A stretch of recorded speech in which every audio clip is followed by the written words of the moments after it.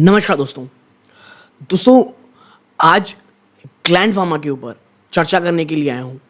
और मैं बता दूँ, इससे पहले आज मेरा मन था वीडियो बनाने का आरती इंडस्ट्रीज़ के ऊपर, लेकिन जिस प्रकार से ग्लैंड फार्मा पिछले 2-3 दिनों में एक शानदार तेज़ी दिखा रहा है दोस्तों, इसके ऊपर लगातार चाहे पब्लिक कमेंट हो और पिछले 1-2 दिनों के अंदर दोस्तों जो प्रायोरिटी पैनल ग्रुप है वहाँ से भी चर्चा हुई कि क्या इन स्तरों पे अब एक नई इन्वेस्टमेंट की जा सकती है, क्या यहाँ पर एक बड़ा प्रॉफिट बुक कर लेना चाहिए। और सबसे बड़ा मैं आपसे कह सकता हूँ, कुछ जो डरावने कमेंट्स थे वो ये थी कि क्या इन स्तरों पे एक फ्रेश एक बड़ा इन्वेस्टमेंट और जिस प्रकार की अमाउंट और जिस प्रकार का आप कह सकते हैं प्रपोर्शन की बात की गई है दोस्तों पोर्टफोलियो में, मैं वो बहुत ज़्यादा भयावह थी। तो मुझे लगा कि इसके ऊपर एक क्विक एनालिसिस का वीडियो ज़रूर लाना चाहिए दोस्तों। और देखिए, आरती इंडस्ट्रीज़ के ऊपर भी लाना इसलिए ज़रूरी है क्योंकि आपको पता होगा कि जिन स्तरों निचले स्तरों से आप देखेंगे आरती इंडस्ट्री ने एक अच्छी रैली दिखा चुकी है, लगभग 15 से 16% की रिटर्न ऑलरेडी दे चुकी हैं। हर कोई टर्न अराउंड स्टोरी की चर्चा कर रहा है, तो इस बात में कितना वजन है, क्या वाकई में इन स्तरों पे एक फ्रेश इन्वेस्टमेंट की जा सकती है आरती इंडस्ट्रीज़ पे। एक एक चीज़ के ऊपर यहाँ पर आप कह सकते हैं एनालिसिस का वीडियो मैं लाता, लेकिन मुझे लगा अभी ग्लैंड फार्मा की ज़रूरी, क्योंकि अब इसमें तेज़ी भी बहुत ज़्यादा हो चुकी है। तो यदि आप चाहते हैं कि आरती इंडस्ट्रीज़ के ऊपर एक कंप्लीट एनालिसिस का वीडियो जल्द लेके आऊँ, प्लीज़ कमेंट बॉक्स में ज़रूर बताइएगा और चैनल को सब्सक्राइब ज़रूर कर दीजिएगा, ठीक है। तो अब वापस से आते हैं अपने वीडियो की तरफ, ग्लैंड फार्मा की तरफ दोस्तों। लेकिन आगे बढ़ने से पहले मैं इसी प्रकार के वीडियो बनाता हूं दोस्तों, प्लीज़ चैनल को सब्सक्राइब करके ऑल नोटिफिकेशन को ज़रूर दबाया कीजिए ताकि आप एक भी वीडियो मिस ना करें और उसकी नोटिफिकेशन आपके नोटिफिकेशन बार पे मिलती रहे, और वीडियो को लाइक कर दीजिए। तो अब आगे बढ़ते हैं और चर्चा करते हैं ग्लैंड फार्मा की। देखिए, अगर आपको याद हो दोस्तों, तो ग्लैंड फार्मा पिछले काफ़ी समय से मैं कहूँगा बहुत ज़्यादा दबाव में था। 3,500-4 हज़ार के आसपास दोस्तों स्टॉक एक समय ऊपर गया था, वहाँ से टूटते स्टॉक 900 के आसपास भी आ गया था, बल्कि 900 के नीचे भी गया है दोस्तों, ठीक है। और वहाँ से अप्रॉक्सीमेटली 100%, जी हाँ, अब तो जब मैं आपके साथ वीडियो बना रहा हूँ 100% रिटर्न अपने निवेशकों की ऑलरेडी दे चुका है। तो मेरा सबसे पहले कहना ये रहता है, 2 हिसाब से सोचें। पहला, अगर भैया इतने कम समय में कोई आपको 100% रिटर्न दे रहा है, पूरा नहीं तो एटलीस्ट पार्शियल प्रॉफिट बुक तो उसी समय हमें कर लेना चाहिए, ठीक है। इवन आप काफ़ी लंबे समय के इन्वेस्टर हैं, ठीक है, एक छोटा मोटा पार्शियल प्रॉफिट बुक आपको इन स्तरों पे ज़रूर करना चाहिए। दूसरी चीज़, क्या आपको इसमें एक नया फ्रेश इन्वेस्टमेंट वही बड़े लमसम अमाउंट के साथ करना चाहिए? तो इसका जवाब धीरे से मैं आपको इस पूरी वीडियो में दूंगा, कुछ पॉइंट्स की चर्चा करते हुए। लेकिन हाँ, एक चीज़ जो देखिए मैं राजेश एक्सपोर्ट में भी मेंशन की थी, वो आज भी मेंशन करता हूँ। प्लीज़ किसी भी स्टॉक में आप निवेश करते हैं, पहला तो भाई जिस तरह के आप कह सकते हैं चीज़ें पढ़ते हैं, चाहे वो आर्टिकल्स हो गए, चाहे वीडियोज़ हो गए, चाहे वो मेरे वीडियोज़ हो गए, सिर्फ उसी के आधार पर हमें बाइंग और सेलिंग नहीं करनी है। हमें बहुत सारे वीडियोस, बहुत सारे आर्टिकल्स पढ़ने, क्योंकि पैसे आपके हैं। और at the end of the day एक चीज़ बस ध्यान में रखिएगा कि आपका किसी भी स्टॉक में ओवर लेवरेज ना हो जाए, किसी भी उस स्टॉक में आप बहुत ज़्यादा कॉन्सेंट्रेट नहीं हो जाए। आपके पोर्टफोलियो का 5%, और अगर बहुत ज़्यादा कॉन्फिडेंट है, अगर आप लगता है नहीं यार ये तो रॉकेट बनेगा, मुझे नहीं लगता 7% से ज़्यादा का एक्सपोजर होना चाहिए, क्योंकि फिर आप जो अपना रिस्क रिवॉर्ड रेशियो है उसे काफ़ी हद तक आप अच्छा बना लेते हैं, रिवॉर्ड की तरफ फेवर में रहते हैं। और अगर कभी ऐसा हो कि आपको बहुत लंबे समय तक होल्ड करके रखना पड़े, तो आप स्टॉक को होल्ड करके रख सकते हैं, क्योंकि आपका बहुत ज़्यादा पैसा वहाँ पे लगा नहीं रहता दोस्तों, ठीक है। तो ये चीज़ किसी भी स्टॉक में, सिर्फ ग्लैंड फार्मा नहीं, किसी भी स्टॉक में निवेश करें तो ध्यान में रखें। अब आते हैं दोस्तों, कुछ चर्चा करते हैं बिजनेस को लेकर ग्लैंड फार्मा में। तो देखिए, आपको याद हो जिस प्रकार क्वार्टर के नंबर्स आए, इनके आप कह सकते हैं जो नेट प्रॉफिट है उसमें 20% का आपको गिरावट देखने को मिली, लगभग 194 करोड़ रुपीज़ में है। रीज़न क्या था?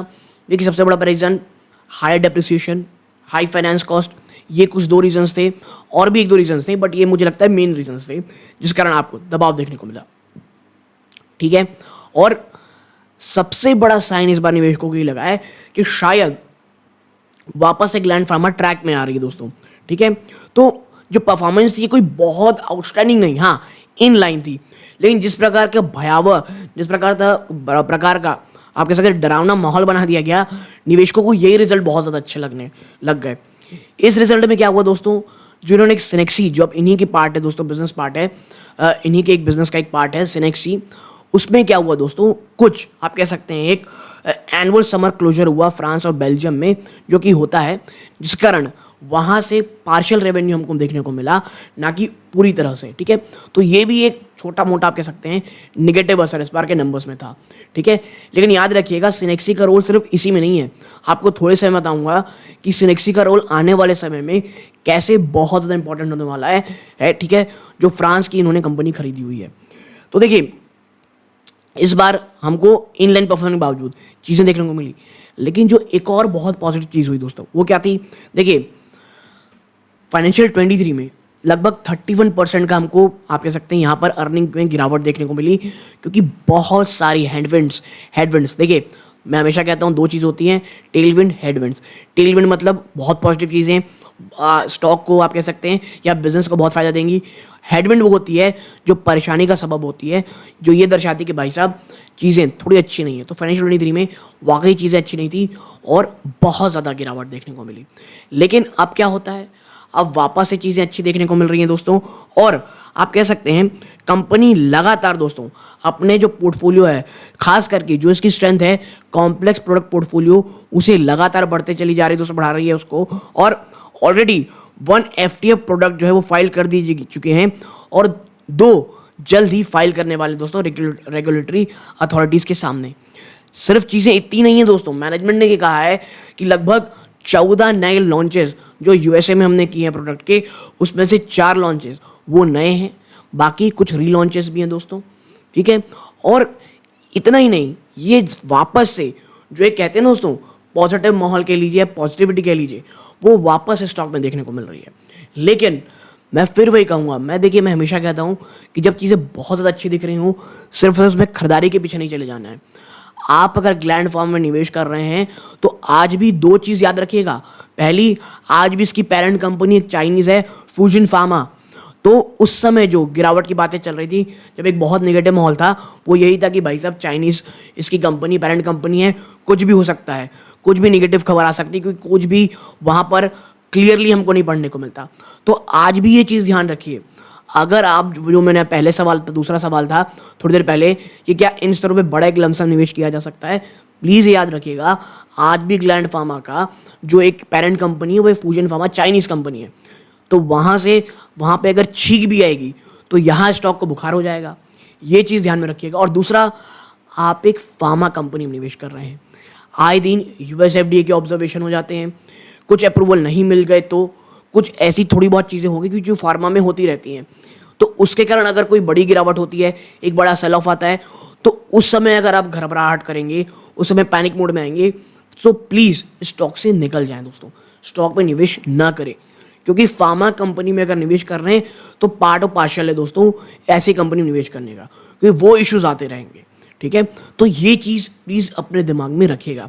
तो मैं इसीलिए हमेशा कहता हूँ, पहला, पोर्टफोलियो में एक्सपोजर, ओवर एक्सपोजर ना दें किसी स्टॉक को।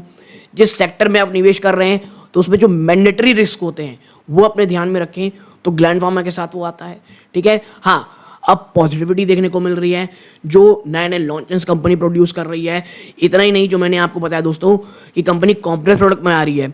कंपनी ने इस बार के रिजल्ट में जो एक बहुत प्यारी बात कही है कि वो अपनी प्लाज्मा प्रोटीन पोर्टफोलियो में भी अपने आप को एक्सपैंड कर रही है, वहाँ भी चीज़ों को एक्सपैंड कर रही है दोस्तों। ठीक है, और इस बार जो चीज़ें अच्छी हुई ये भी हुई दोस्तों, अगर आप बस सिनेक्सी को अगर हटा दें, अगर एक्सक्लूडिंग सिनेक्सी आप देखेंगे तो कंपनी ने इस बार का जो एबिटा मार्जिन दिखाया है वो दिखाया दोस्तों 34% का, और वो एक्सपेक्ट कर रही है कि भैया 30 से 32% के आसपास का हम इसे मेंटेन रखेंगे। मैं सिनेक्सी निकालने के बाद कह रहा हूँ, सिनेक्सी अगर आप जोड़ेंगे तो मार्जिन काफ़ी हद तक कम हो जाते हैं। ठीक है, और इतना नहीं, लगभग आने वाले 1 से 1.5 साल यानी लगभग 12 to 18 मंथ के अंदर कंपनी ये कह रही है कि हम लगभग 60 मिलियन यूरोस, जी हाँ 60 मिलियन यूरोस निवेश करेंगे सिनेक्सी में। किस चीज़ के लिए आप कह सकते हैं प्रोड्यूस करेंगे, हम करेंगे कैपेसिटी एक्सपेंशन और इफ़िशियंसी को बढ़ाने के लिए दोस्तों। ठीक है, तो देखिए ओवरऑल मैं ये कहूँगा काफ़ी पॉजिटिव चीज़ें दिख रही हैं। ग्लैंड फार्मा को अगर आप देखेंगे तो अभी तो 1700 के ऊपर ट्रेड कर रहा है जब मैं आपके सामने वीडियो बना रहा हूँ। अगर स्टॉक उसके ऊपर क्लोजिंग बंद होते क्लोजिंग दे देता है तो ये बहुत पॉजिटिव चीज़ रहेगी। और इतना ही नहीं दोस्तों, नेक्स्ट जो बड़ी चीज़ होने वाली है वो है 2000 जो एक बहुत बड़ा रेजिस्टेंस रहने वाला है। मोतीलाल ओसवाल ने भी 1950 का इसमें टारगेट दिया हुआ है दोस्तों, ठीक है। सो मैं यही कहूँगा, इन स्तरों पे बहुत बड़ा निवेश मुझे लगता है बचना चाहिए। एसआईपी मोड में निवेश करने की सोच रहे हैं तो वो एक कह सकते हैं प्रोसेस हो सकता है, but at the end of the day ये आपका पैसा है दोस्तों। प्लीज़ मेरे टाइप के बहुत सारे और वीडियोस देखें और आर्टिकल्स पढ़ें और कोई भी पोजीशन बनाएं, वित्तीय सलाहकार की सलाह ज़रूर लें।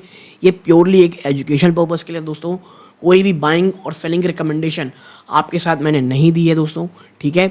और डिस्क्लोजर एक और दे दूँ कि मैं या मेरी फैमिली मेम्बर ग्लैंड फार्मा में निवेशित हैं दोस्तों, ठीक है। तो यहाँ तक जुड़े रहे, बहुत बहुत धन्यवाद, अपना कीमती समय दिया। ये सूर्यकांत है, जय हिंद दोस्तों।